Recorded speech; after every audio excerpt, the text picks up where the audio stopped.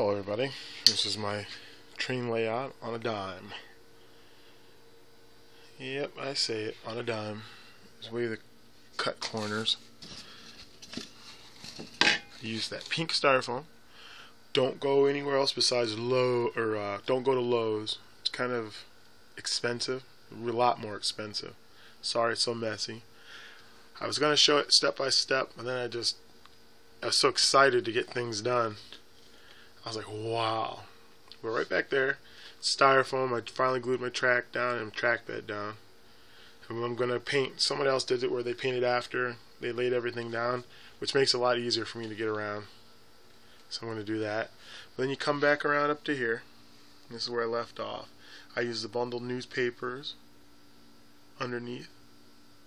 But here's the interesting part. Why I say on a dime. If you look, I made these right here. They're styrofoam risers. Liquid nails. Everyone's like, oh, liquid nails takes too long. No, I use liquid nails and little spacers in between. I don't know if you can see these on top, just where the tracks. I measured out where the tracks would meet at, and I put long stretches. So everywhere there's somewhere hard point to put it down to. I'm not nailing anything down using glue because mine's pretty much permanent. I had to make a modular system, and yes, I love this layout design. I was looking at it, and it's kind of awkward because I have to get the crawl underneath in order to get to it for now, but I'm going to change everything later. If you look right between underneath this hacksaw, there's a seam right here. It's like that around the whole layout. My layout is 2 foot wide. It's a 2 foot wide layout by 8 foot long. So basically all I did is cut a board in half of styrofoam. There's no plywood under this. Makes everything extremely light. I used, I think it was an inch, 1 inch styrofoam. No, there's 1 inch right there of the regular styrofoam. And then I think that might be 1.5 inches of the pink board. That's it. I don't know if I can get that show up very well underneath.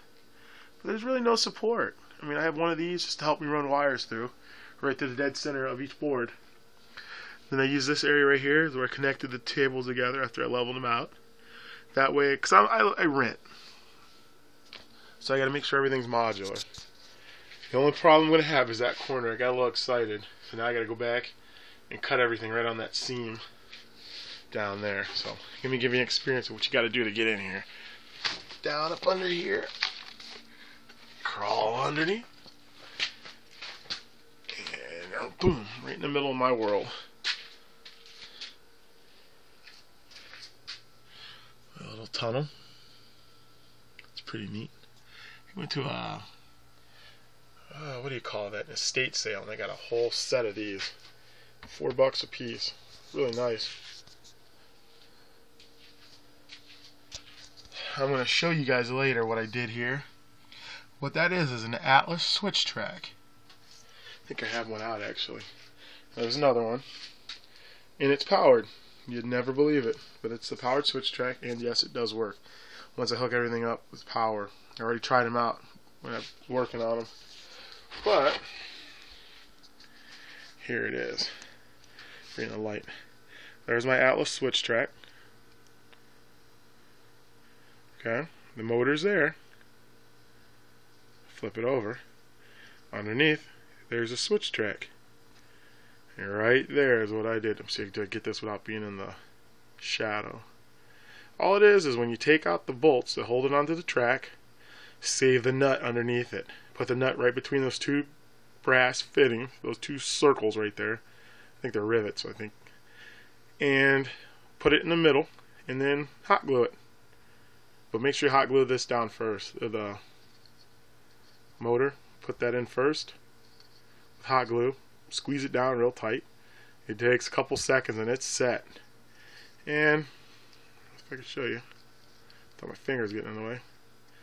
Underneath, there's switching. And yes, it does work with electricity. And it's for people like me, that's why I say on a dime, that collect old track. Don't want to use the easy track because you have so much old stuff, but you don't want that big motor in the way.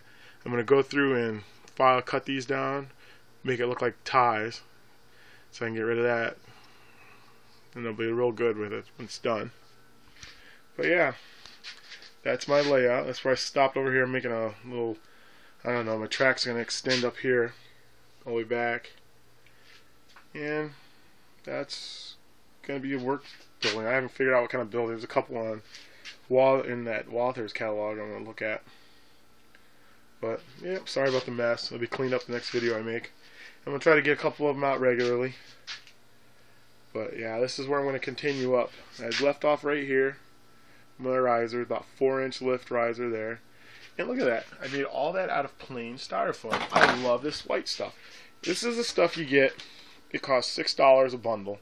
I can make squares. I use the risers. I had bought one riser kit from Woodland Scenics.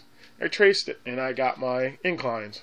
So why go through and buy their big $20 kit when I can come through and buy $6, make as many as I want, and then make them straight, and boom, I'm done, and it's better. So, but yep, that's my layout. Got a couple more things to do. Just wanted to show it real quick. I got some bridges I just put together. I got to bring them back down. They'll be in the next video. I should have all this done, but the next time I show a video, that's where it stopped, right there. And go to Hobby Lobby to get your plaster cloth. It's called Easy Form plaster cloth, and it's the cheapest way you're going to go. 8 inches by 180 inches for $8, I think it was. It was on sale this week. But yeah, it was really nice. I really like it, and it's hard as a brick. Worked out really nice. Real nice. So that's my layout. Now we'll show you more. And yes, those switch tracks work wonderfully. Alrighty. See you next time.